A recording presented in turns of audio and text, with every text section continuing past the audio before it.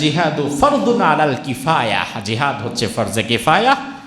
ইদা কামা বিহি ফারিকুম মিনান নাস সাকাতা আনিল বাকিন, উম্মতের কিছু অংশ যদি জিহাদ করে তাহলে বাকিদের আদায় না করলেও হবে, তখন এটা ফরজে কিফায়া পর্যায়ে চলে যায়। যেমন জানাজার নামাজ, সালাম, এই বিষয়গুলো উদাহরণ এনেছেন। কিন্তু তিনটি জরুরি অবস্থায় জিহাদ তখন ফরজে আইন। কয়টা অবস্থা? কয়টা অবস্থা? তিনটি হচ্ছে বিশেষ মুহূর্ত, জরুরি অবস্থা, তখন জিহাদ আর ফরজে কিফায়া না, তখন জিহাদ ফরজে আইন। ভালো করে মনে রাখবেন, কয়টা অবস্থায় জিহাদ ফরজে আইন? তিনটি অবস্থায় জিহাদ ফরজে আইন হয়ে যায়। এক নম্বর, যখন কুফফার শক্তির সাথে কাফের মুশরিকদের মোকাবেলায় মুসলমান সৈন্যরা ময়দানে নেমে যায়, এক সারিতে মুসলমান, অপর সারিতে কাফের। ঠিক ওই মুহূর্তে ওই সারিতে যতজন যোদ্ধা আছে প্রত্যেকের উপরে জিহাদ ফরজে আইন, ওই ময়দান ছেড়ে পালিয়ে আসা হারাম। কথা কয় না? কথা কি বোঝেন? ভালো করে মনে রাখেন, ফরজে আইন। দুই নম্বর জরুরি অবস্থা হচ্ছে, কোন মুসলিম দেশে যদি কোনো কুফফার শক্তি আক্রমণ করে, তখন ওই মুসলিম দেশের প্রতিটি নাগরিকের উপরে জিহাদ করা ফরজে আইন। যেমন বর্তমানে ফিলিস্তিনে ইহুদিদের যে আক্রমণ চলেছে, তাতে প্রমাণ হয় ফিলিস্তিনের ছোট বড় প্রত্যেক নাগরিকের উপরে জিহাদ করা ফরজে আইন হয়ে গেছে। ফরজে আইন, জিহাদ এখন করতেই হবে আমাকে। এরপরে তার আশেপাশের দেশ, ফিলিস্তিনের উপরে জিহাদ করা ফরজে আইন তারা করছে, কিন্তু তারা মোকাবেলায় পারছে না, তখন তার আশেপাশের মুসলিম দেশের উপরেও জিহাদ করা ফরজে আইন। তুমিও নামো, তোমার ভাই পারছে না, তুমি আগাও, তুমি সৈন্যবাহিনী পাঠাও। আর তিন নাম্বার আরেকটা জরুরি অবস্থা হচ্ছে, যখন মুসলিম বিশ্বের কোনো নেতা, কোনো ইমাম যদি জিহাদের জন্য আহ্বান জানায়, ওই নেতার আনুগত্য করে জিহাদ করা ফরজে আইন। জিহাদ আপনাকে করতে হবে।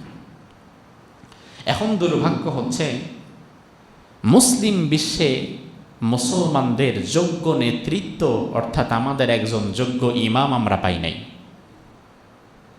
আমাদের মসজিদের ইমাম আছে, কিন্তু আমাদের সমাজের ইমাম নাই। যোগ্য নেতৃত্ব, যোগ্য ইমাম মুসলিম বিশ্বের জন্য কতটা প্রয়োজন দেখেন। গোটা মুসলিম বিশ্বের জন্য যদি আজ একজন যোগ্য ইমাম থাকতো, খ্রিস্টানদের কিন্তু ইমাম আছে, গোটা দুনিয়ায় শত শত কোটি খ্রিস্টান, সংখ্যাধিক্যে তারা আমাদের চাইতেও বেশি, এবং তাদের সবচেয়ে বড় ইমাম যে, তাকে বলা হয় পোপ। মুসলিম বিশ্বের যদি এমন একজন ইমাম থাকতো, যে ইমামের নেতৃত্বে গোটা দুনিয়ার 57টা মুসলিম কান্ট্রি চলবে, যে যেখানেই থাকুক না কেন, ইমাম যদি কোনো বিষয় অর্ডার করে সেটা তারা শুনবে, জানবে, তাহলে দুনিয়ার কোনো পরাশক্তিকে মুসলমান আর ভয় করত না। বাবরি মসজিদ যখন ভাঙা হলো, যদি আমাদের মুসলমানদের এমন একজন ইমাম থাকতো, তিনি যদি আমাদেরকে আহ্বান করত, মুসলমানেরা জমিনে তোমরা 200 কোটি মুসলমান বেঁচে থেকে কি লাভ? যদি জমিনে তোমাদের চোখের সামনে আল্লাহর ঘর মসজিদকে ভেঙে টুকরা টুকরা করে দেয়া হয়, তোমাদের তো বেঁচে থেকে কোনো লাভ নাই। আমি আহ্বান জানালাম, বাবরি মসজিদ অভিমুখে তোমরা লং মার্চ করো, তোমরা হেঁটে যাও, তোমরা জিহাদের জন্য বের হয়ে পড়ো। এবং পৃথিবীর 57টা মুসলিম দেশ যদি প্রতিটি দেশ থেকে তাদের কমান্ডার পাঠাতো, তাদের সেনাবাহিনী মোতায়েন করত বাবরি মসজিদের হেফাজতের জন্য, তাহলে বিশ্বাস করেন বাবরি মসজিদ ভেঙে চুরমাচুর হতো না, ভারতের 7 সিস্টার ভেঙে চুরমাচুর হয়ে যেত। একজন ইমাম যদি এমন থাকতো, যার আনুগত্য গোটা দুনিয়ার 200 কোটি মুসলমান করবে, এমন যোগ্য ইমামের বড় অভাব আমাদের কি নাই? টাকা পয়সা, অর্থ সম্পদ, তেল গ্যাস সব আল্লাহ মুসলমানদের হাতে দিয়েছে, তবুও কেন আরেক দেশের পা চেটে দুনিয়াতে বেঁচে থাকতে হয়? তার কারণ হচ্ছে আমাদের যোগ্য নেতৃত্ব নাই। এটার বড় অভাব, দেশেও অভাব, দেশের বাহিরেও অভাব, প্রতিটি মুসলিম দেশের যোগ্য নেতৃত্বের অভাব, ঠিক কিনা? নামাজের ইমাম আছে, সমাজের ইমাম নাই।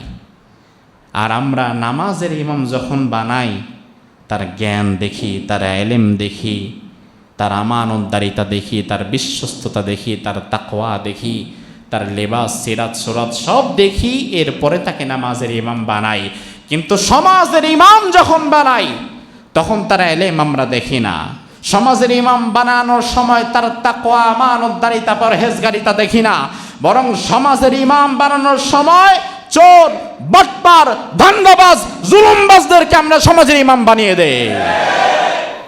জিহাদ শব্দটা শোনার পরে যদি আপনার ভেতরে কাঁপুনি ধরে, খারাপ লাগে, জিহাদ সংক্রান্ত কথা যদি আপনার নিতে কষ্ট হয়, গিলতে কষ্ট হয়, তাহলে বুঝে যাবেন শয়তান হয়তো আপনার অজান্তে আপনার ভেতরে মুনাফিকের একটা ভাইরাস ঢুকায় দিছে।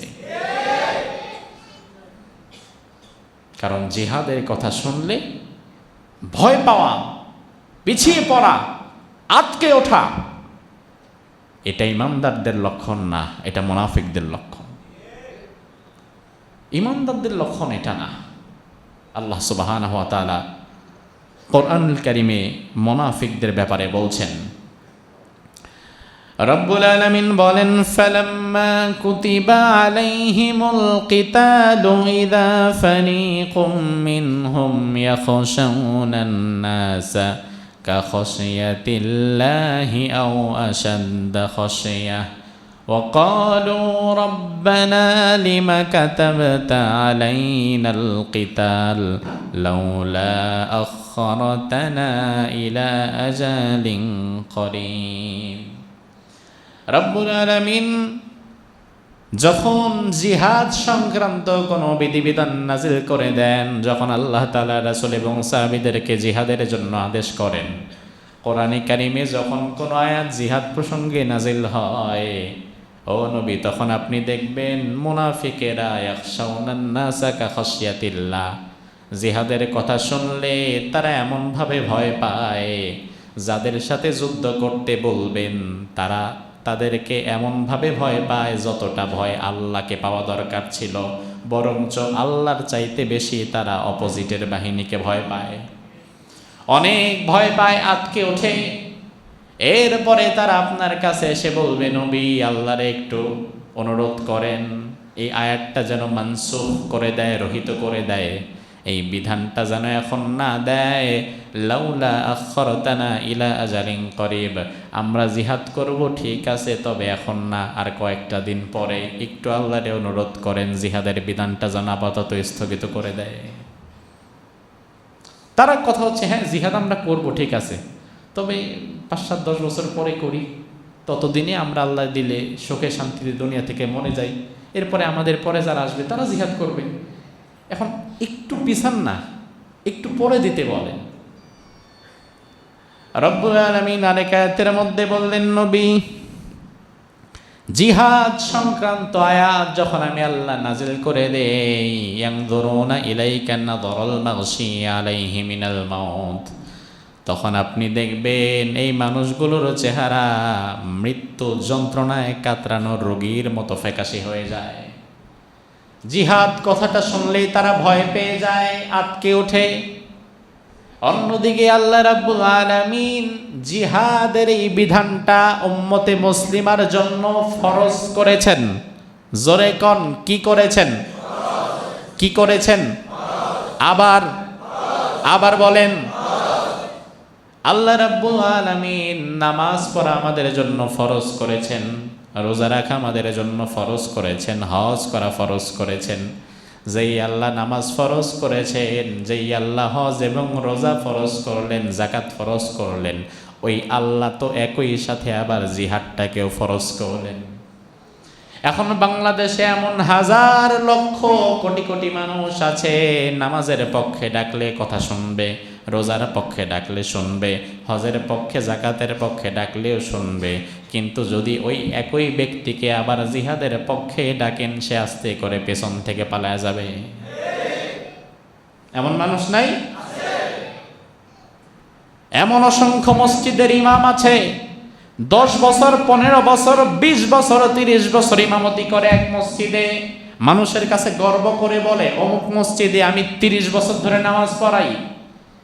ও ভাই আমার, 20 বছর, 30 বছর, 5 বছর, 10 বছর ধরে একটা মসজিদের মিম্বারে বসে আছে, জিকিরের আওয়াজ করে, নামাজের আওয়াজ করে, রোজার আওয়াজ করে, যাকাতের আওয়াজ করে, কিন্তু তার 10 বছরের ওয়াজের সিলেবাসের মধ্যে জীবনে কোনোদিন জিহাদের কথা বলেও বলে নাই।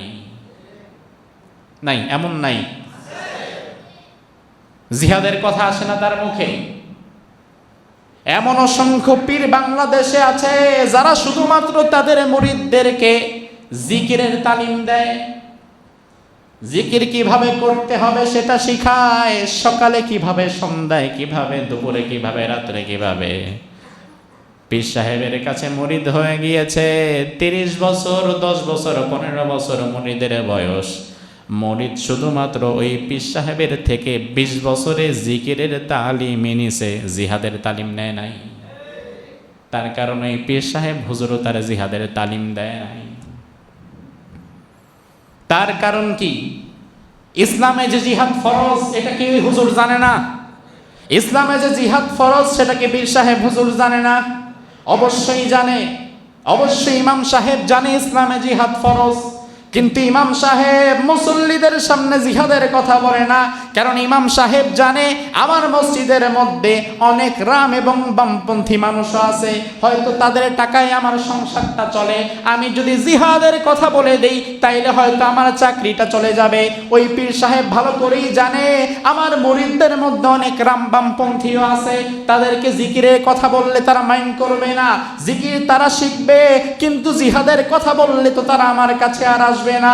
বরঞ্চ আমরা দেখি আল্লাহর জমিনে যারা জিহাদের কথা বলে তাদেরকে রাজাকার এবং জঙ্গিবাদ বলে ফাঁসির কাস্টে ঝুলিয়ে দেওয়া হয়। তাহলে জিহাদের কথা বলবে কেন? সে চিন্তা করে বইলা হুদাউদি মার খামু কেন? না বইলা যদি সুবিধাজনক অবস্থানে থাকা যায় তাইলে বলবো কেন?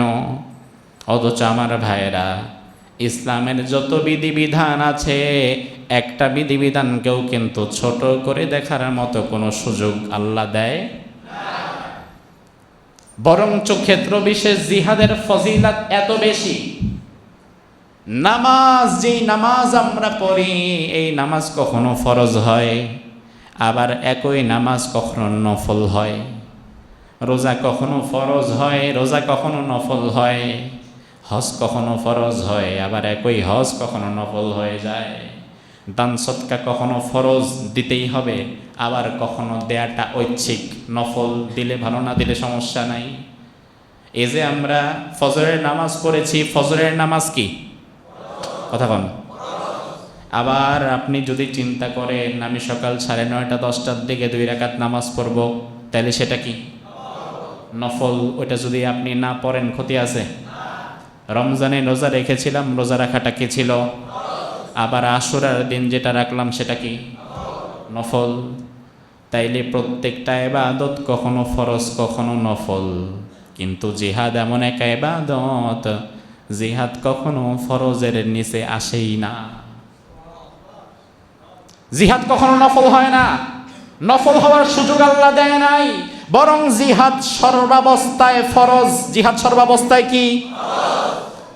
তবে আবার ফরজের মধ্যে 2টা ভাগ আছে।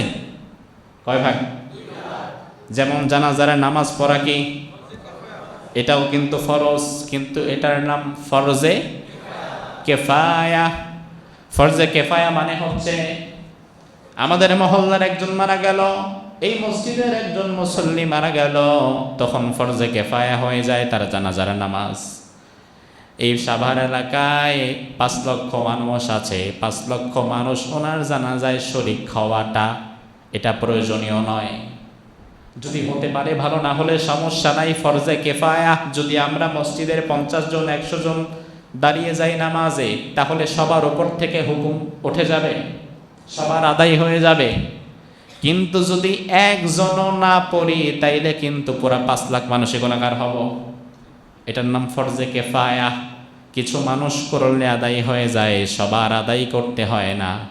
তবে আবার সংখ্যাটা যদি এত ছোট হয়, যত ছোট আনুপাতিক হারে হিসাবও করা যায় না, তাইলে আদায় হবে না। আমরা 100 জন, 50 জন, 200 জন, 500 জন নামাজ পড়লাম, ফরজে কেফায়া আদায় হয়ে যাবে। কিন্তু নামাজটা যদি 2 জন, 3 জন, 5 জন মিলা পড়ি, তাইলে 5 লাখ মানুষের নামাজ 5 জনে আনতে পারবে না। আমার ভাইরা, জিহাদ সর্বাবস্থায় ফরজ। জোরে বলেন কি? ফরজের মধ্যে ভাগ কয়টা? একটা ফরজে কেফায়া, আরেকটা ফরজে আইন। একটা কি? কেফায়া, আরেকটা ফরজে কেফায়া হচ্ছে উম্মতের মধ্যে যখন কিছু মানুষ আদায় করবে, বাকিদের আদায় হয়ে যাবে। আর ফরজে আইন হচ্ছে এটা কিছু মানুষ আদায় করলে হবে না, প্রত্যেক ব্যক্তিকে সুনির্দিষ্টভাবে আদায় করা লাগবে।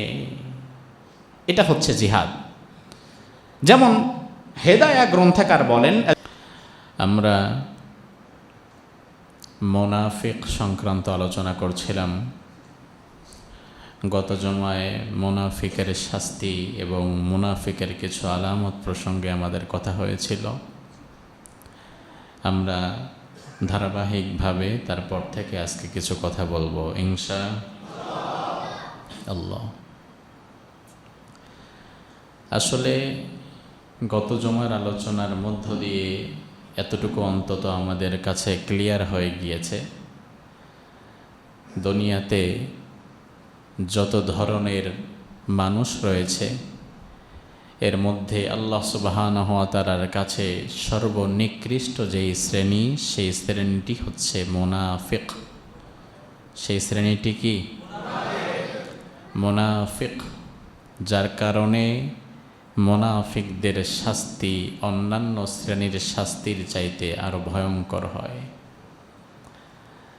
আমি যাকে সবচেয়ে বেশি ঘৃণা করি, যদি আমার শাস্তি দেওয়ার সুযোগ থাকে, তাহলে সবচেয়ে বেশি শাস্তি তো আমি তাকে দেব।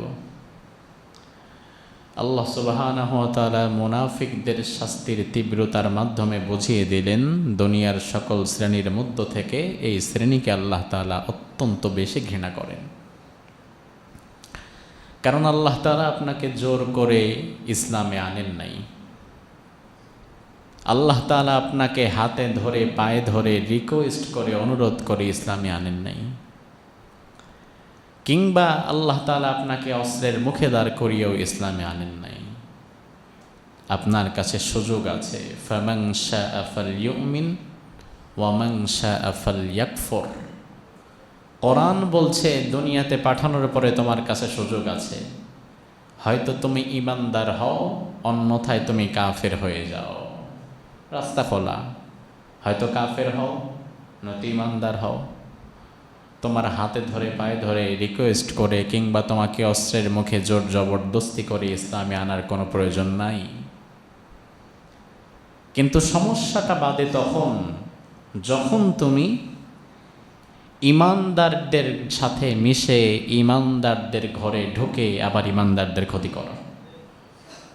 সমস্যাটা তখন। রাস্তা তো খোলা। হয়তো কাফের হয়ে যাও, ইসলাম থেকে বের হয়ে যাও, আর নয়তো ইসলামে পরিপূর্ণভাবে ঢুকে যাও। মাঝামাঝি থাকার কোনো অপশন আল্লাহ তাআলা দেয় না। আর এই মুনাফিক শ্রেণীটায় মাঝামাঝি থাকে। মুযাবযাবিনা বাইনা যালিক, লা ইলাহা উলা ওয়া লা ইলাহা উলা। তারা থাকে দোদুল্যমান, ডানেও থাকে, বামেও থাকে। যখন যেই দল ক্ষমতায়, তার পাচাটা শুরু করে। তো এই জন্য আল্লাহ তাআলা মুনাফিক শ্রেণীকে ইসলামের চূড়ান্ত দুশমন বলে ঘোষণা করে দিয়েছেন। তার কারণ হচ্ছে, পৃথিবীতে ইসলাম এই পর্যন্ত যত বেশি আঘাত প্রাপ্ত হয়েছে, এর 90% আঘাত এসেছে মুনাফিকদের থেকে। কথা কি ঠিক না ঠিক? মুনাফিকরা এত ক্ষতি করতে পারে যেটা বাহিরের অন্য কেউ পারে না। ইহুদিদের ক্ষতি থেকে আমরা সাবধান। তারা কি ক্ষতি করতে পারে সেটা আমরা মাথায় রাখি। মুশরিকদের ক্ষতি থেকেও আমরা সাবধানে থাকি, তারা কি ক্ষতি করতে পারবে সেটাও মাথায় রাখি। কিন্তু মুনাফিকদের ক্ষতি থেকে আপনি আমি সাবধান হতে পারি না, কারণ কে যে মুনাফিক সেটা তো জানি না। মসজিদের একই কাতারে নামাজ পড়ে, হয়তো প্রথম সারির মুসল্লি আবার প্রথম সারির মুনাফিক, সেটা আপনি আমি জানি না, জানে কে? এখন যেহেতু আপনি আমি জানি না, যার ফলে ওই ব্যক্তির দ্বারা তো ক্ষতি আমার আরো বেশি হতে পারে, কারণ আমি তো তাকে চিনি না। শত্রুকে যেখানে আইডেন্টিফাইড করা যায়, চেনা যায়, সেখানে শত্রু যতই শক্তিশালী হোক না কেন আপনি মোকাবেলা করার সাহস পাবেন। কিন্তু যেখানে শত্রুকে চেনা যায় না, আইডেন্টিফাইড করা যায় না, সেখানে আপনার বিপদ সবচেয়ে বেশি, কারণ শত্রুকে আপনি চিনতে পারছেন না। এজন্য কে মুনাফিক আপনি আমি চিনতে না পারলেও আল্লাহ জানে না? কথা কয় না? আল্লাহ কি জানে না? এজন্য আল্লাহ তাআলা আমাদেরকে বড় ভালোবেসে বলছে, বান্দা, মুনাফিকদের চক্রান্ত এত জঘন্য, সেখান থেকে তোমাদেরকে বেঁচে থাকতে হবে। আর বেঁচে থাকার জন্য তোমাদেরকে মুনাফিকের যে আলামতগুলো আছে, সেই আলামতগুলো আমি কোরআনে বলে দিলাম, রাসূলুল্লাহর জবান থেকে হাদিসে বের করে দিলাম। এই আলামতগুলো শুনে এখান থেকে নিজেরাও সাবধানে থাকবা, যেন অন্তত অজান্তে ভুলেও যেন এমন আলামত তোমার আমার মাঝে প্রবেশ না করে। মুনাফিক সংক্রান্ত আলোচনা শোনার মধ্যে এটাই নিয়ত রাখতে হবে যে আল্লাহ, কোনো একটা আলামত না জানি অজান্তে আবার আমার ভেতরে ঢুকে গেল কিনা। যদি ঢুকে যায় এই মুহূর্তেও তওবা করার সুযোগ আছে না নাই? আচ্ছা, মুনাফিকের দুইটা আলামত বলেছিলাম, তারপর থেকে আজকে আমরা কিছু কথা শুনি। আসেন, মুনাফিকের 3 নম্বর আলামত হচ্ছে তারা জিহাদের কথা শুনলেই তাদের কাঁপুনি ওঠে। জিহাদ শব্দটাতে তাদের অ্যালার্জি থাকে। জিহাদের কথা শুনলেই আল্লাহ কোরআনে বলছেন, ইয়ানজুরুনা ইলাইকা নাযরাল মাগশী আলাইহি মিনাল মাউত। মানুষ মৃত্যু যন্ত্রণায় যেমন ছটফট করে, গায়ে কাঁপুনি উঠে যায়, চোখ ছানা বড়া হয়ে যায়, মুনাফিকরা জিহাদের কথা শুনলে এভাবে আতকে ওঠে, ভয় পেয়ে যায়। আমাদের সমাজে দেখবেন এমন কিছু মানুষ আছে, নামাজ পড়ে, হজ করে, রোজা রাখে, সব করে, কিন্তু জিহাদের কথা যদি কোনোদিন ইমাম সাহেব মেম্বার থেকে বলে, সেই দিন ওই কথাটা তার ভালো লাগে না, কারণ ওই ব্যক্তি জিহাদ এবং জঙ্গিবাদকে এক বানিয়ে ফেলেছে। এমন মানুষ নাই? এজন্য দেখবেন মিডিয়াগুলো এখানে সবচেয়ে বড় ভূমিকা পালন করে, কারণ তারা ইসলামের জিহাদকে জঙ্গিবাদের ট্যাগ দেয়, জঙ্গিবাদের রূপ দেয়। কিন্তু আমার ভাইরা, জিহাদ এবং সন্ত্রাস, জিহাদ এবং জঙ্গিবাদ কি এক জিনিস? এখানে আজকে আলোচনা যত মানুষ শুনবেন, বিশ্বাস করেন, জিহাদ শব্দটা শোনার পরেই যদি আপনার মাথায় জঙ্গিবাদের ধারণা আসে, জিহাদ শব্দটা শোনার পরে যদি আপনার ভেতরে কাঁপুনি ধরে, খারাপ লাগে, জিহাদ সংক্রান্ত কথা যদি আপনার নিতে কষ্ট হয়, গিলতে কষ্ট হয়, তাহলে বুঝে যাবেন শয়তান হয়তো আপনার অজান্তে আপনার ভেতরে মুনাফিকের একটা ভাইরাস ঢুকায় দিছে। কারণ জিহাদের কথা শুনলে ভয় পাওয়া, পিছিয়ে পড়া, আটকে ওঠা, এটা ইমানদারদের লক্ষণ না, এটা মুনাফিকদের লক্ষণ। ইমানদারদের লক্ষণ এটা না। আল্লাহ সুবহানাহু ওয়া তাআলা কোরআনুল কারীমে মুনাফিকদের ব্যাপারে বলছেন, রব্বুল আলামিন বলেন, ফালাম্মা কুতিবা আলাইহিমুল কিতালু ইযা ফারিকুম মিনহুম ইয়াখশাউনান নাসা কাখশিয়াতিল্লাহি আও আশাদ্দা খশিয়াহ وقالوا ربنا لم كتبت علينا القتال لولا أخرتنا إلى أجل قريب। রব্বুল আলামিন যখন জিহাদ সংক্রান্ত কোনো বিধিবিধান নাজিল করে দেন, যখন আল্লাহ তাআলা রাসূল এবং সাহাবীদেরকে জিহাদের জন্য আদেশ করেন, কোরআনে কারিমে যখন কোনো আয়াত জিহাদ প্রসঙ্গে নাজিল হয়, ও নবী, তখন আপনি দেখবেন মুনাফিকেরা ইয়াখশাউনান নাসা কাখাশিয়াতিল্লাহ, জিহাদের কথা শুনলে তারা এমনভাবে ভয় পায়, যাদের সাথে যুদ্ধ করতে বলবেন তারা তাদেরকে এমনভাবে ভয় পায় যতটা ভয় আল্লাহকে পাওয়া দরকার ছিল, বরঞ্চ আল্লাহর চাইতে বেশি তারা অপোজিটের বাহিনীকে ভয় পায়, অনেক ভয় পায়, আটকে ওঠে। এরপরে তারা আপনার কাছে এসে বলবে, নবী আল্লাহরে একটু অনুরোধ করেন এই আয়াতটা যেন মানসুখ করে দেয়, রহিত করে দেয়, এই বিধানটা যেন এখন না দেয়। লাউলা আখরতানা ইলা আজালিন করিব, আমরা জিহাদ করব ঠিক আছে, তবে এখন না, আর কয়েকটা দিন পরে একটু আল্লাহরে অনুরোধ করেন জিহাদের বিধানটা যেন আপাতত স্থগিত করে দেয়। তার কথা হচ্ছে, হ্যাঁ জিহাদ আমরা করব ঠিক আছে, তবে 5-7-10 বছর পরে করি, ততদিনে আমরা আল্লাহ দিলে শোকে শান্তিতে দুনিয়া থেকে মরে যাই, এরপরে আমাদের পরে যারা আসবে তারা জিহাদ করবে, এখন একটু পিছান না, একটু পরে দিতে বলেন।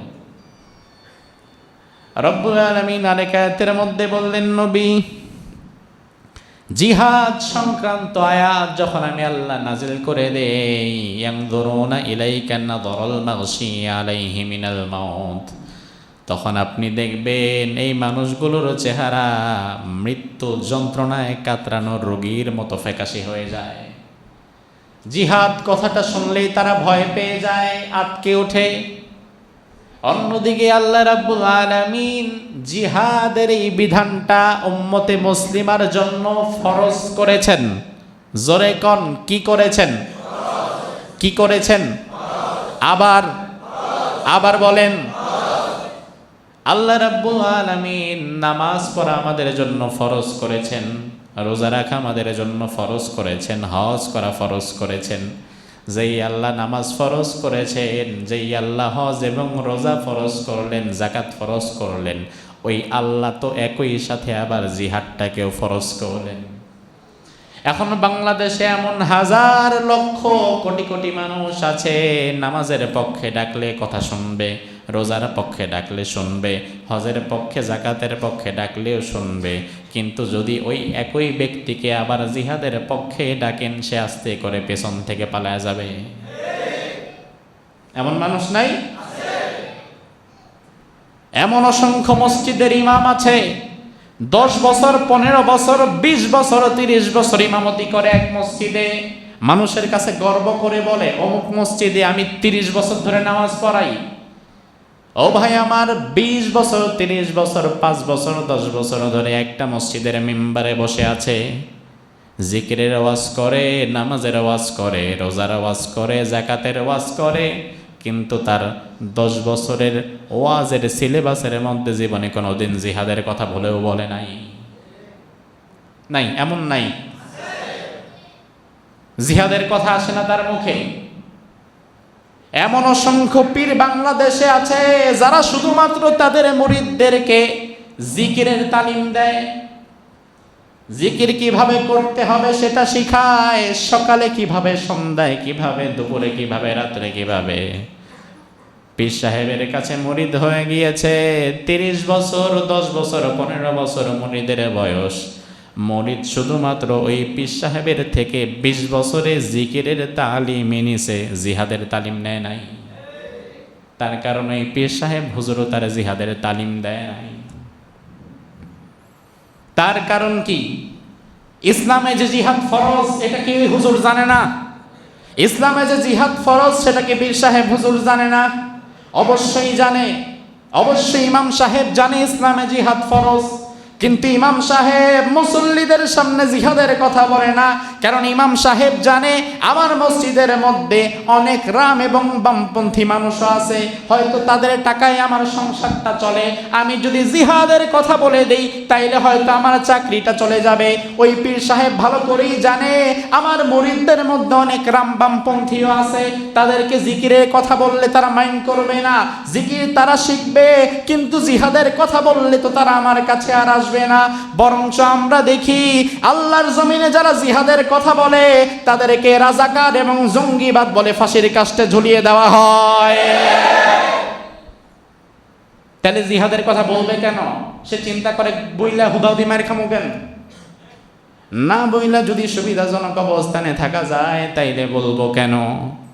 অথচ আমার ভাইয়েরা, ইসলামের যত বিধিবিধান আছে একটা বিধিবিধানকেও কিন্তু ছোট করে দেখার মতো কোনো সুযোগ আল্লাহ দেয়, বরঞ্চ ক্ষেত্র বিশেষ জিহাদের ফজিলত এত বেশি। নামাজ, যেই নামাজ আমরা পড়ি এই নামাজ কখনো ফরজ হয়, আবার একই নামাজ কখনো নফল হয়। রোজা কখনো ফরজ হয়, রোজা কখনো নফল হয়। হজ কখনো ফরজ হয়, আবার একই হজ কখনো নফল হয়ে যায়।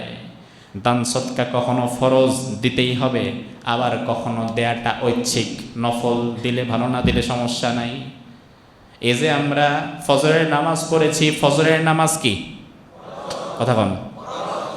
আবার আপনি যদি চিন্তা করেন আমি সকাল 9:30 10টার দিকে 2 রাকাত নামাজ পড়ব, তাহলে সেটা কি?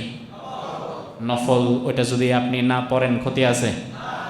রমজানে রোজা রেখেছিলাম, রোজা রাখাটা কি ছিল? আবার আশুরার দিন যেটা রাখলাম সেটা কি? নফল। তাইলে প্রত্যেকটা ইবাদত কখনো ফরজ কখনো নফল। কিন্তু জিহাদ এমন এক ইবাদত, জিহাদ কখনো ফরজের নিচে আসেই না। জিহাদ কখনো নফল হয় না, নফল হওয়ার সুযোগ আল্লাহ দেয় নাই, বরং জিহাদ সর্বাবস্থায় ফরজ। জিহাদ সর্বাবস্থায় কি? তবে আবার ফরজের মধ্যে 2টা ভাগ আছে। কয় ভাগ? যেমন জানাজার নামাজ পড়া কি? এটাও কিন্তু ফরজ, কিন্তু এটার নাম ফরজে কেফায়া।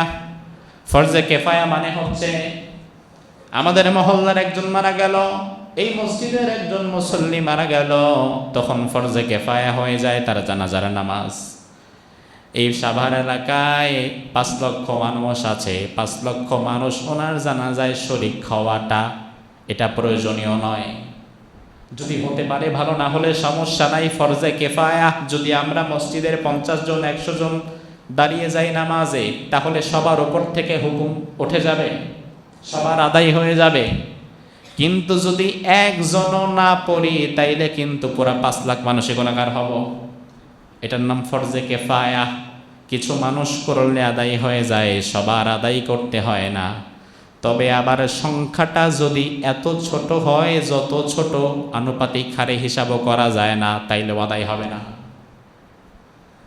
আমরা 100 জন 50 জন 200 জন 500 জন নামাজ পড়লাম, ফরজে কেফায়া আদায় হয়ে যাবে। কিন্তু নামাজটা যদি 2 জন 3 জন 5 জন মিলা পড়ি, তাইলে 5 লাখ মানুষের নামাজ 5 জনে আনতে পারবে না। আমার ভাইরা, জিহাদ সর্বাবস্থায় ফরজ। জলে বলেন কি? ফরজের মধ্যে ভাগ কয়টা? একটা ফরজে কেফায়া, আরেকটা ফরজে আইন। একটা কি? কেফায়া, আরেকটা ফরজে কেফায়া হচ্ছে উম্মতের মধ্যে যখন কিছু মানুষ আদায় করবে বাকিদের আদায় হয়ে যাবে। আর ফরজে আইন হচ্ছে এটা কিছু মানুষ আদায় করলে হবে না, প্রত্যেক ব্যক্তিকে সুনির্দিষ্টভাবে আদায় করা লাগবে। এটা হচ্ছে জিহাদ। যেমন হেদায়া গ্রন্থকার বলেন, আল জিহাদু ফরদুন আলাল কিফায়া। জিহাদ হচ্ছে ফরজে কিফায়া। ইদা কামা বিহি ফারিকুম মিনান নাস সাকাতা আনিল বাকিন। উম্মতের কিছু অংশ যদি জিহাদ করে তাহলে বাকিদের আদায় না করলেও হবে, তখন এটা ফরজে কিফায়া পর্যায়ে চলে যায়। যেমন জানাজার নামাজ, সালাম, এই বিষয়গুলো উদাহরণ এনেছেন। কিন্তু 3টি জরুরি অবস্থায় জিহাদ তখন ফরজে আইন। কয়টা অবস্থা? কয়টা অবস্থা? 3টি হচ্ছে বিশেষ মুহূর্ত, জরুরি অবস্থা, তখন জিহাদ আর ফরজে কিফায়া না, তখন জিহাদ ফরজে আইন। ভালো করে মনে রাখবেন, কয়টা অবস্থায় জিহাদ ফরজে আইন? 3টি অবস্থায় জিহাদ ফরজে আইন হয়ে যায়। 1 নম্বর, যখন কুফফার শক্তির সাথে কাফের মুশরিকদের মোকাবেলায় মুসলমান সৈন্যরা ময়দানে নেমে যায়। এক সারিতে মুসলমান, অপর সারিতে কাফের। ঠিক ওই মুহূর্তে ওই সারিতে যতজন যোদ্ধা আছে প্রত্যেকের উপরে জিহাদ ফরজে আইন। ওই ময়দান ছেড়ে পালিয়ে আসা হারাম। কথা কয় না? কথা কি বোঝেন? ভালো করে মনে রাখেন, ফরজে আইন। 2 নাম্বার জরুরি অবস্থা হচ্ছে, কোন মুসলিম দেশে যদি কোনো কুফফার শক্তি আক্রমণ করে, তখন ওই মুসলিম দেশের প্রতিটি নাগরিকের উপরে জিহাদ করা ফরজে আইন।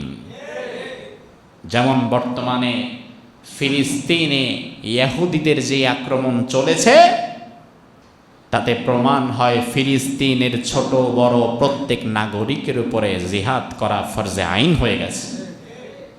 ফরজে আইন, জিহাদ এখন করতেই হবে আমাকে।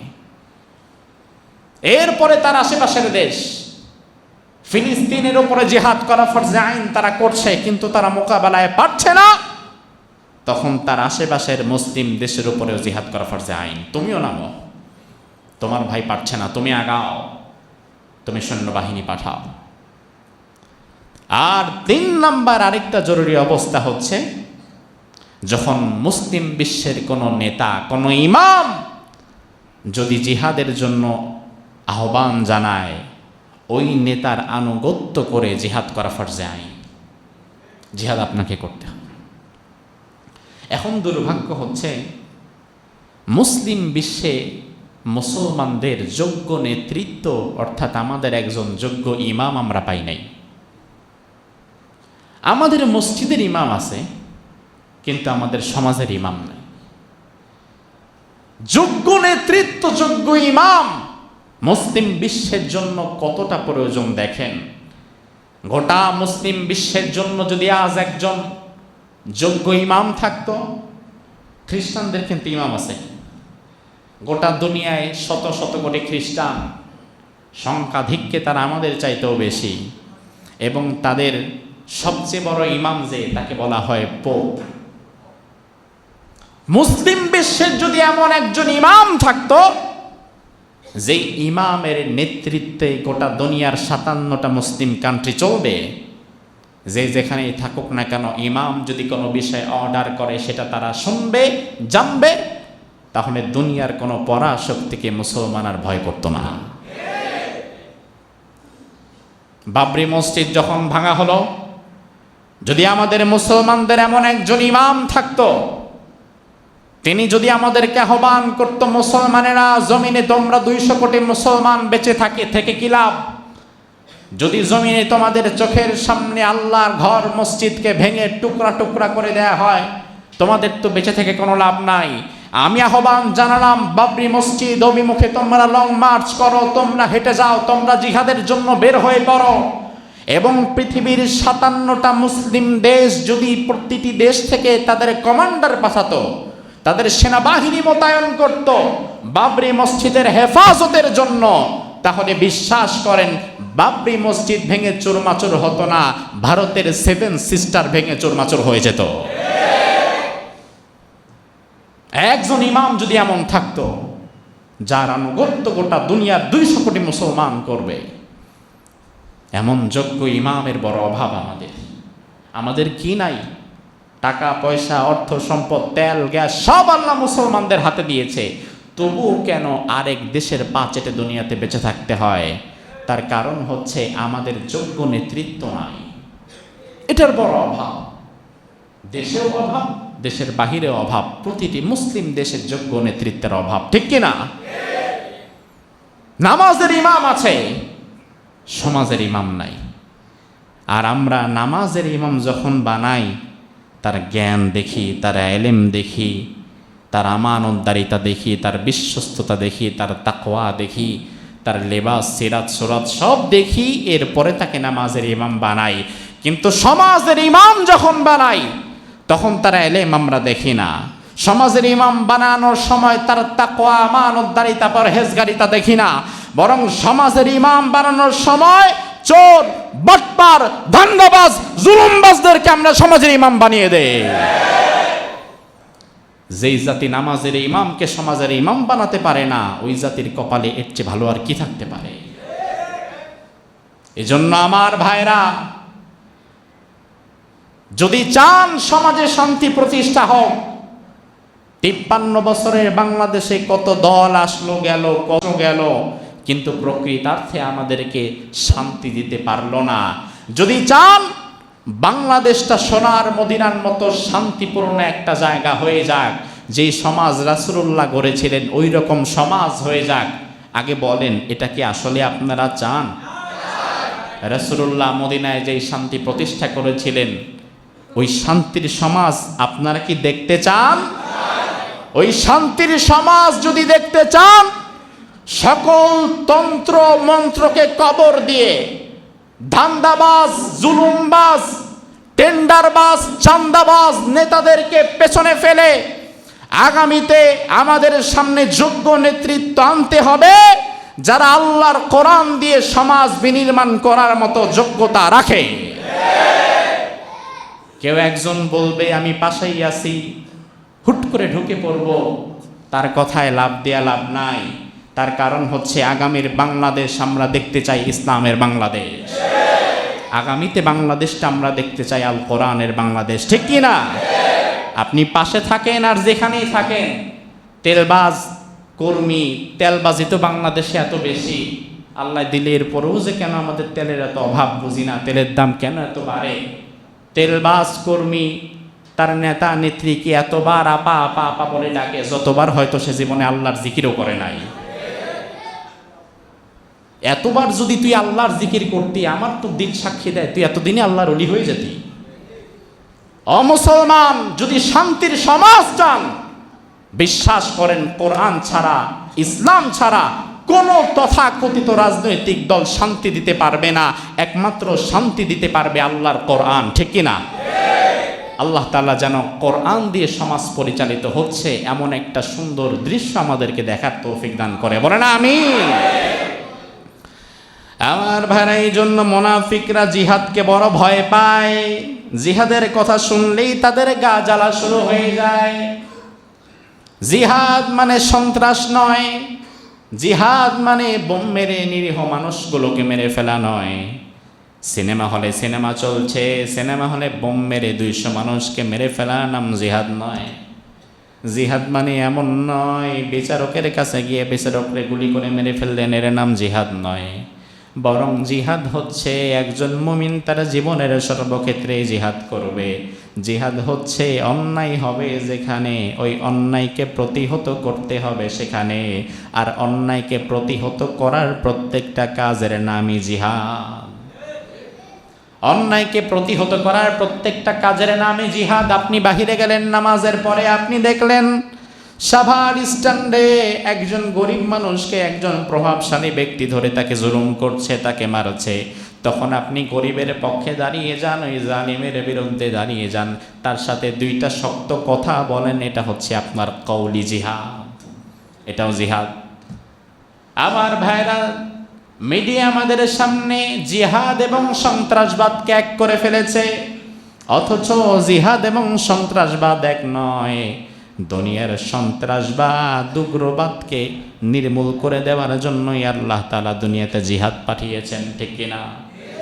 এজন্য সাহাবায়ে কেরাম রিদওয়ানুল্লাহি আলাইহিম আজমাইন জিহাদের জন্য তারা ব্যাকুল হয়ে যেতেন। জিহাদের কথা শুনলে যদি আপনার ভালো না লাগে, জিহাদের আকাঙ্ক্ষা যদি আপনার মনের মধ্যে না থাকে, অজান্তে শয়তান আপনার ভেতরে নেফাকের ভাইরাস ঢুকিয়ে দিয়েছে। এখনো সুযোগ আছে, আল্লাহর দরবারে তওবা করেন। কারণ সাহাবায়ে কেরাম জিহাদের কথা শুনলে তারা ভয় পেয়ে যেতেন না, তারা পিছু হটতেন না, বরং জিহাদের কথা শুনলেই তারা আবেগে উদ্বেলিত হয়ে যেতেন। আল্লাহর হাবিব সাল্লাল্লাহু আলাইহি ওয়াসাল্লাম নিজে 27টি যুদ্ধে সেনাপতি ছিলেন। ও মুসলমান, যেই নবী 27টি যুদ্ধে জিহাদের ময়দানে সেনাপতির ভূমিকায় অবতীর্ণ হয়েছিল, ওই জিহাদকে যদি কোনো মুসলমান জঙ্গিবাদ বলে গালি দেয়, আপনার কি মনে হয় তার ঈমান থাকবে? থাকবে ঈমান? না। আল্লাহর হাবিব সাল্লাল্লাহু আলাইহি ওয়াসাল্লাম সহিহ মুসলিমের 4809 নম্বর হাদিসের মধ্যে এসেছে, বদরের ময়দানে যাওয়ার সময় বিশ্ব নবী সাহাবীদেরকে বললেন, সাহাবীরা কুমু ইলা জান্নাতিন আরদুহাস সামাওয়াতু ওয়াল আরদ, ও সাহাবীরা তোমরা আমার সাথে এমন জান্নাতের দিকে তোমরা দৌড়াও যেই জান্নাতের পরিধি আকাশ এবং জমিনের চাইতেও বেশি। সুবহানাল্লাহ। একজন সাহাবী উমাইর ইবনুল হুমাম, উমাইর ইবনুল হুমাম আনসারী সাহাবী বসে বসে পাত্র থেকে বের করে খেজুর খাচ্ছিলেন। ওই সাহাবী খেজুর খেতে খেতে রাসূলুল্লাহর দিকে তাকিয়ে বললেন, ইয়া রাসূলুল্লাহ, জান্নাতুন আরদুহাস সামাওয়াতু ওয়াল আরদ। ইয়া রাসূলুল্লাহ, যে জান্নাতের কথা আপনি বললেন, ওই জান্নাত কি আসলে আকাশ এবং জমিনের চাইতেও বড় নাকি? রাসূলুল্লাহ বললেন, হ্যাঁ, আকাশ এবং জমিনের চাইতেও অনেক বড়। ওই সাহাবী বললেন, বাহ বাহ, কি চমৎকার কথা, বাহ, অত্যন্ত সুন্দর কথা। আহারে, ওই জান্নাতের অধিবাসীদের মধ্যে আমিও যদি হতে পারতাম, আমি ধন্য হয়ে যেতাম। রাসূলুল্লাহ বললেন, হুমায়র, বদরের ময়দানের দিকে যাও, বদরের ময়দানটাকেই আল্লাহ আজকে জান্নাতের ময়দান বানিয়ে দিবে। ওই সাহাবী খেজুর খেতে দেরি হয়ে যাবে, খেজুরের দিকে একবার তাকিয়ে বললেন, ইন্নাহা লাহায়াতুন তাওয়িলা। আহারে, এতগুলো খেজুর এখনো আমার পাত্রের মধ্যে আছে, আমি যদি খাওয়া শুরু করি, খেতে থাকি, আমি যদি শেষ করতে চাই, এত লম্বা হায়াত আমার দরকার নাই। 10টা খেজুর আছে, খেতে তো অন্তত 5 মিনিট লাগবে, 5 মিনিটও আমি আর সময় ব্যয় করতে চাই না। খেজুরগুলো ছুঁড়ে ফেললেন, খেজুরগুলো ছুঁড়ে ফেলে রাসূলুল্লাহর সাথে দৌড়ে জিহাদের ময়দানে চলে গেলেন। অসংখ্য কাফেরকে মেরে এক সময় নিজে শহীদ হয়ে গেলেন। আল্লাহর হাবিব জিহাদের পরে বদরি সাহাবীদের লাশগুলোকে যখন বেছে বেছে নিচ্ছিলেন, ওই যুবক সাহাবী উমাইর যে খেজুর ফেলে দিয়ে দৌড়িয়ে জিহাদের ময়দানে এসেছিল, রাসূলুল্লাহ তার দিকে তাকিয়ে বললেন, সাহাবীরা, আমি নবী সাক্ষ্য দিলাম, আমার এই সাহাবী আল্লাহর জান্নাতের মেহমান হয়ে গেছে। ও মুসলমান, জিহাদ শুনলে তুমি ভয় পাও কেন? বরং রাসূলুল্লাহ বলেছেন, জিহাদের ময়দানে ইমানদার ব্যক্তি, তার যখন মৃত্যু যন্ত্রণা শুরু হয়, দুনিয়ার অন্য কোনো মানুষের মতো তার মৃত্যু যন্ত্রণা হয় না। তার মৃত্যু যন্ত্রণাটা এমন হয়, পিপিলিকা কাটলে যতটা পরিমাণ ব্যথা পাওয়া যায়, ঠিক ওই পরিমাণ ব্যথা দিয়ে আল্লাহ তাআলা তার রূহটা কবজ করে নিয়ে যায়। আল্লাহর হাবিব সাল্লাল্লাহু আলাইহি ওয়াসাল্লামের লক্ষ লক্ষ সাহাবী, কয়েক হাজার সাহাবীর জীবনী আমি পড়ে দেখলাম, এমন কোন সাহাবী আমি পেলাম না যে সাহাবী জিহাদের ময়দানে যাওয়ার সুযোগ ছিল কিন্তু যায় নাই। এমনকি রাসূলুল্লাহর মহিলা সাহাবীরা পর্যন্ত জিহাদের ময়দানে অংশগ্রহণ করত, তারা আহত সাহাবীদেরকে পানি পান করাতো। রাসূলুল্লাহর একজন সাহাবীও জিহাদ ছাড়ে নাই। এমনকি অন্ধ সাহাবী আব্দুল্লাহ ইবনে উম্মে মাকতুম, জন্ম থেকে অন্ধ, চোখে দেখে না, ওই অন্ধ সাহাবী পর্যন্ত গাজওয়ায়ে কাদেসিয়া জিহাদের ময়দানে গিয়েছে। গাজওয়ায়ে কাদেসিয়া ওমর ফারুকের সময় সেই যুদ্ধটা সংগঠিত হয়। আব্দুল্লাহ ইবনে মাকতুম এমন প্রখ্যাত একজন সাহাবী, কোরআনুল কারীমের সূরাতুল আবাসা, এই সূরা আল্লাহ তার ব্যাপারে নাযিল করেছেন। আবাসা ওয়া তাওয়াল্লা আন জাআহুল আমা, আমা মানে হচ্ছে অন্ধ। এই আমা ব্যক্তি আল্লাহ তাআলা আব্দুল্লাহ ইবনে উম্মে মাকতুমের একটা ঘটনাকে কেন্দ্র করে নাযিল করেছেন।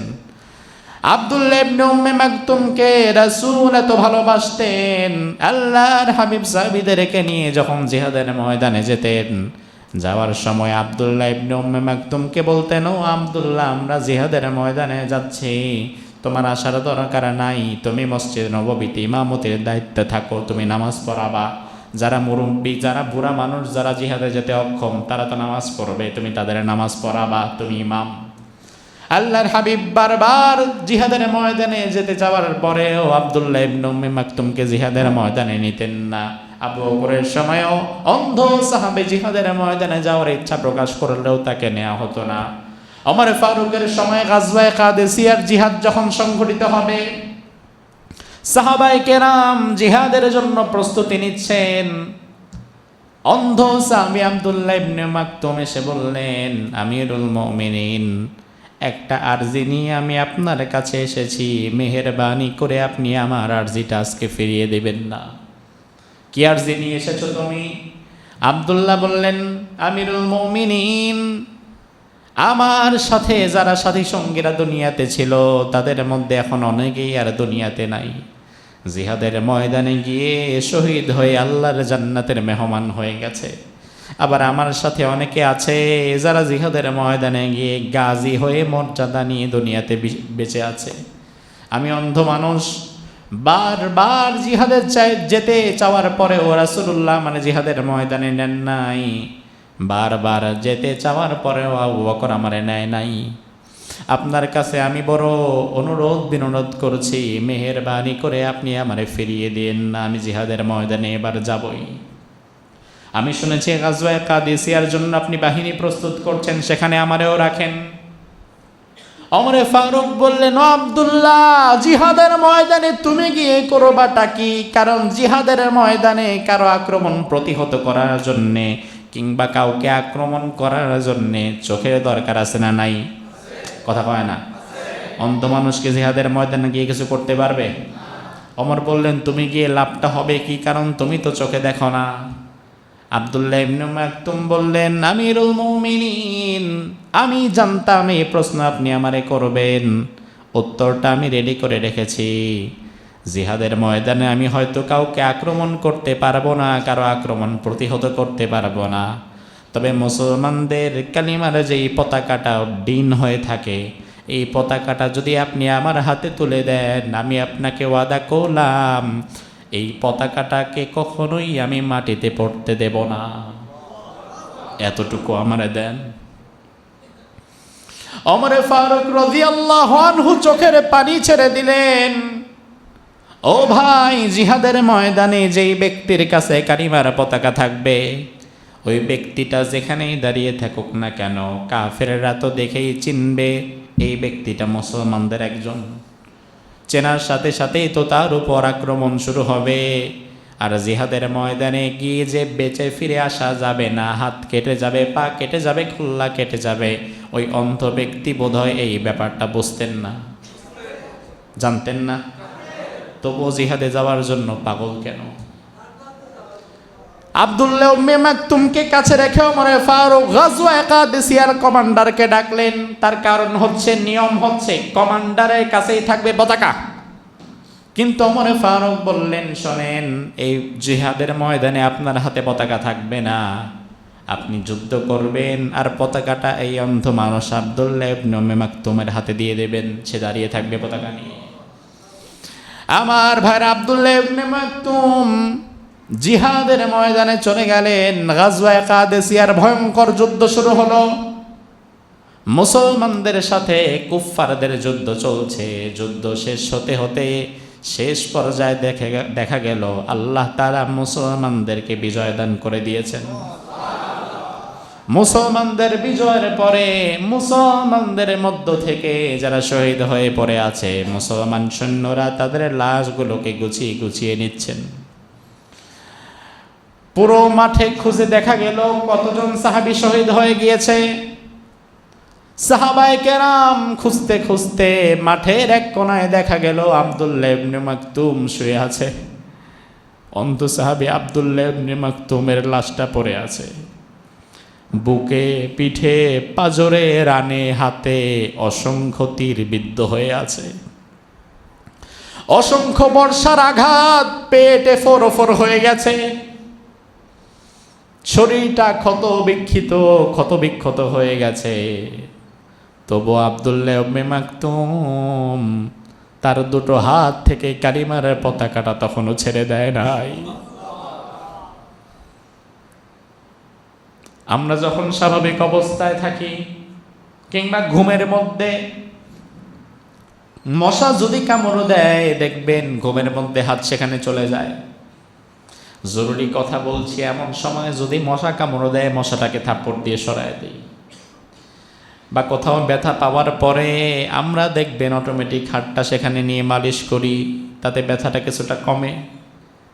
কিন্তু অন্ধ সাহাবী আব্দুল্লাহ ইবনে মাকতুম, আব্দুল্লাহর শরীরে একের পর এক তীর বিঁধেছে, বর্ষা বিঁধেছে।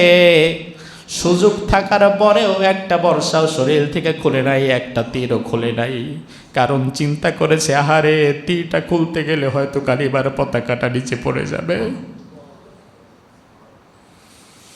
একটা তীরও খুলে নাই, কত ব্যথা সহ্য করেছে, তবুও কালিমার পতাকা মাটিতে পড়তে দেয় নাই। ও মুসলমান, সেই কালিমার পতাকাকে জমিনে উড্ডীন করার জন্য আব্দুল্লাহ ইবনে উম্মে মাকতুমের মতো যদি শহীদ হতে হয়, শহীদ হওয়ার জন্য প্রস্তুতি নেওয়ার দরকার আছে না নাই? অন্ধ সাহাবী যদি জিহাদের ময়দানে গিয়ে ভূমিকা পালন করতে পারে, তাহলে সুস্থ সবল দেহ নিয়ে যদি জিহাদকে ভয় পাই, ঈমান থাকবে তো? এজন্য আল্লাহ রাব্বুল আলামিন জিহাদ করাকে আমাদের জন্য ফরজ করেছেন। জোরে বলেন, কি করেছেন? তাইলে ভালো করে বোঝেন, জিহাদের কথা শুনলে ভয় পায় কারা? জোরে বলেন, মুনাফিকরা। মুনাফিকদের 4 নাম্বার আলামত হচ্ছে, এই মুনাফিকেরা তারা মুমিনদেরকে বাদ দিয়ে তারা কাফেরদেরকে তাদের অন্তরঙ্গ বন্ধু বানিয়ে নেয়। মুমিনদের বাদ দিয়ে যারা কাফেরদের সাথে অন্তরঙ্গ সম্পর্ক রাখে, আল্লাহ রাব্বুল আলামিন বলেছেন তারাই হচ্ছে মুনাফিক। জোরে কোন, তারা কি? রাব্বুল আলামিন তাদের ব্যাপারে বললেন, বাশশিরিল মুনাফিকিনা বিআন্না লাহুম আযাবান আলীমা আল্লাযীনা ইয়াত্তাখিযুনাল কাফিরিনা আউলিয়া মিন দুনিল মুমিনিন। ও নবী, মুনাফিক যারা হবে, এই মুনাফিকদেরকে আপনি যন্ত্রণাদায়ক, পীড়াদায়ক শাস্তির সুসংবাদ দেন। কে বলছেন? আল্লাহ। এই মুনাফিকদের গুণ আল্লাহ বলছেন, আল্লাযীনা ইয়াত্তাখিযুনাল কাফিরিনা আউলিয়া মিন দুনিল মুমিনিন। তারা ঈমানদারদের বাদ দিয়ে তারা কাফের মুশরিকদেরকে নিজেদের অন্তরঙ্গ বন্ধু বানিয়ে নেয়। আমরা কত দেখলাম, ক্ষমতায় টিকে থাকার জন্য মুশরিকদের সাথে সবচেয়ে ভালো বন্ধুত্ব সে স্থাপন করে নেয়। আবার আরেক দল হয়তো ক্ষমতায় যাওয়ার জন্য আমেরিকার সাথে ভালো বন্ধুত্ব করতে চায়। কিন্তু আসলে মূল বিষয়, মুশরিকরা, ইহুদি খ্রিস্টানেরা তারা কখনো মুসলমানদের প্রকৃত বন্ধু হতে পারে না। রব্বুল আলামিন কোরআনুল কারীমের মধ্যে বললেন, লাতাজিদান্না আশাদ্দান নাসি আদাওয়াতাল লিল্লাযীনা আমানুল ইয়াহুদা ওয়াল্লাযীনা আশরাকু। এই দুনিয়াতে ঈমানদারদের সব চাইতে বড় দুশমন কারা, সেটার পরিচয় আল্লাহ তাআলা করিয়ে দিচ্ছেন। আসলে আমাদের বন্ধু কারা আর দুশমন কারা, সেটা আমরা ভালো জানি না আল্লাহ ভালো জানে? জোরে কোন, কে ভালো জানে? আল্লাহ তাআলা বলছেন, দুনিয়াতে ঈমানদারদের সবচেয়ে জঘন্য দুশমন হচ্ছে ইহুদি এবং মুশরিকেরা। এবং পৃথিবীতে আপনি বারবার এটা আপনি দেখবেন, এই পৃথিবীতে সবচাইতে বেশি ক্ষতি ইসলামের করে তারা ইহুদিরা এবং মুশরিকেরা।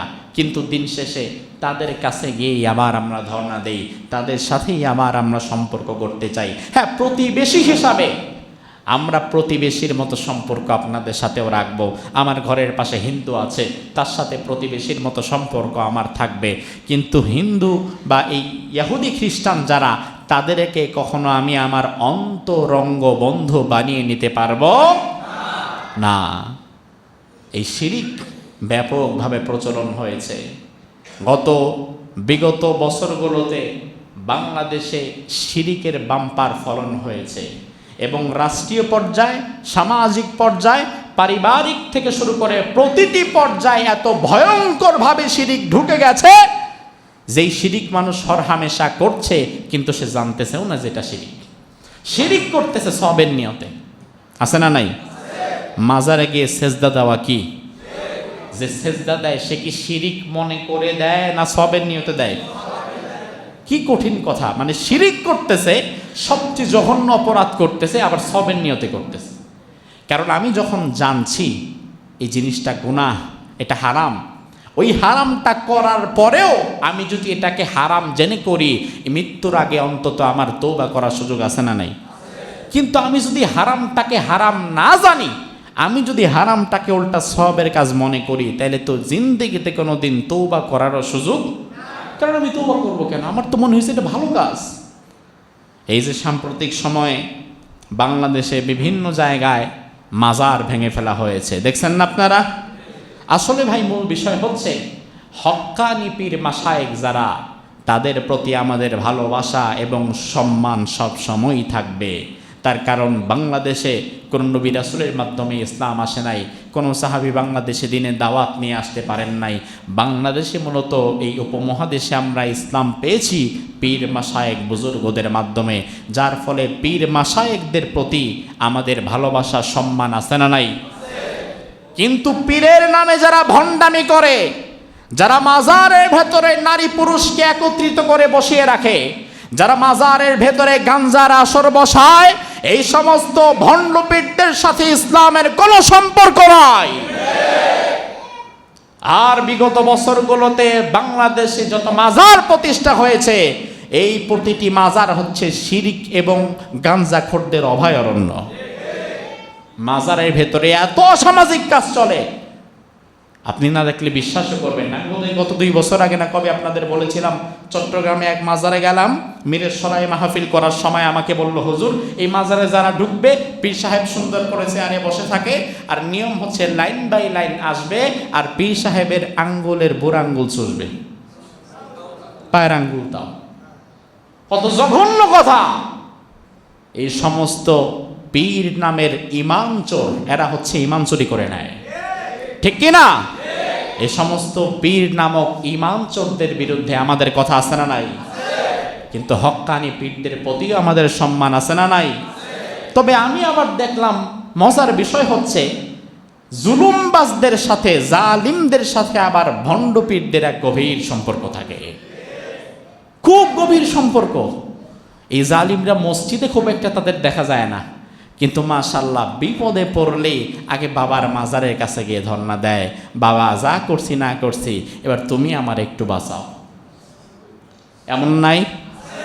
নারায়ণগঞ্জের এক বিখ্যাত খেলোয়াড়কে দেখলাম কোনো এক ফাঁকে এখন খাজা মঈনুদ্দিন চিশতির মাজারে বোধহয় গিয়ে ঢুকছে, বাবারে বাবা তুমি একটু কোনো মতে এই চান্স একটু বাঁচায় দাও। ও ভাই, বাঁচাবার মালিককে? মাজারে যে শুয়ে আছে, তুমি যদি তারে বাবা, আব্বা, আব্বু, ড্যাডি যা খুশি তাই বলো, বলতে বলতে মুখে ফেনা তুলে ফেলো, সে তোমার কোনো উপকার করতে পারবে? এই জালিমদের সাথে আবার এই ভণ্ড পীরদের বিরাট সম্পর্ক। কোন ভণ্ড পীরের আস্তানায় হাত দিলে জালিমদের বিরাট কষ্ট হয়, কারণ জালিমরা চিন্তা করে এই পীর সাহেব, এই ভণ্ড পীরেরা হচ্ছে জালিমদের ফতোয়া বিভাগ, ঠিক কিনা? যখন তারা ভাস্কর্যের নামে রাস্তার মনে মনে মূর্তি বানায়, তখন আমাদের থেকে তো ফতোয়া নিতে পারে না জায়েজ করার জন্য, তখন কিছু ভণ্ড চাটুকর এই রকমের হুজুর তো দরকার যারা তাদেরকে ফতোয়া দিয়ে জায়েজ করবে। এই জন্যই মাজারের এই হুজুররা হচ্ছে তাদের ফতোয়া বিভাগের কাজটা করে, ঠিক কিনা? আমার ভাইরা, শিরিক ভয়ঙ্করতম অপরাধ, যেই শিরিক থেকে আমাদেরকে বাঁচতে হবে। এই জাতিকে যেন আল্লাহ শিরিক থেকে হেফাজত করে, বলি আমিন। আবার অধিকাংশ সময় এমন এমন মাজার, যেই মাজারের মূলের কোনো অস্তিত্বই নাই, কোনো পরিচয় নাই। ল্যাংটা শাহ, কেল্লা শাহ, মাক্কু শাহ, কত বিদঘুটে নাম। আপনি বলেন ল্যাংটা শাহর মাজার বাংলাদেশে আছে না নাই? জীবনে দেখেন নাই? নাম তো শুনছেন অন্তত, আমরা যেহেতু যাই আমরা দেখি, সারা বাংলাদেশ যেতে হয়, অন্তত আপনারা না গেলেও ছবিতে তো দেখছেন, টিভিতে দেখছেন, ছবিতে দেখছেন। আপনি চিন্তা করেন, আপনার সুস্থ বিবেকে চিন্তা করেন, যেই লোক ল্যাংটা হয়ে ঘুরতো, ওই লোকটা জীবনে কোনোদিন আল্লাহর ওলি হতে পারে? কারণ সতর ঢাকা কি? তো যে বেটা সতর খুইলা হাঁটে, ওই বেটা তোমার পীর হয় কেমনে? কি আজব বিষয়! এই সমস্ত ভণ্ডামি বাংলাদেশ থেকে দূর করতে হবে, ঠিক কিনা? এরপরে মুনাফিকদের আরেকটা আলামত হচ্ছে, এই মুনাফিকেরা প্রকৃত দিনদার ইমানদার মানুষদেরকে তারা হেয় প্রতিপন্ন করতে চায়। এটা খুব জটিল বিষয়, ভালো করে বুঝবেন। প্রকৃতার্থে যারা দিন পালন করে তাদেরকে ধর্মান্ধ, গোঁড়া, মৌলবাদ, রাজাকার, বিভিন্ন শব্দে গালি দেওয়ার পায়তারা বাংলাদেশেও আছে না নাই?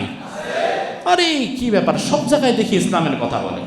উনি মসজিদে ইসলামের কথা বলে, ঠিক আছে, তো বাহিরে এসেও দেখি উনি ইসলামের কথা বলে, উনি দেখি সমাজে ইসলামের কথা বলে, উনি দেখি অর্থনীতিতে ইসলামের কথা বলে, উনি দেখি রাজনীতিতে ইসলামের কথা বলে।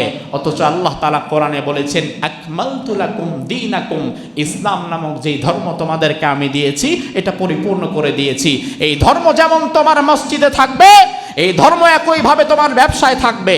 এই ধর্ম যেমন তোমার ব্যবসায় থাকবে, এই ধর্ম থাকবে তোমার অর্থনীতিতে, এই ধর্ম থাকবে তোমার সমাজনীতিতে, এই ধর্ম থাকবে তোমার রাজনীতিতে।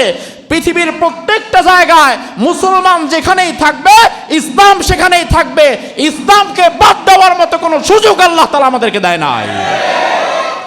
এখন আপনি আমারে বলতে পারেন, ধর্মান্ধ, মৌলবাদ, রাজাকার, মৌলবাদ, ধর্মান্ধ, গোঁড়া, এগুলো বলেন, কোনো আসে যায় না। কারণ আমেরিকার দৃষ্টিতে মুসলমানকে তারা 3 ভাগ করে। কয় ভাগ? ভালো করে বোঝেন, কয় ভাগ? এবার আপনি দেখেন, আপনি আমেরিকার দৃষ্টিতে কোন পর্যায়ের মুসলমান?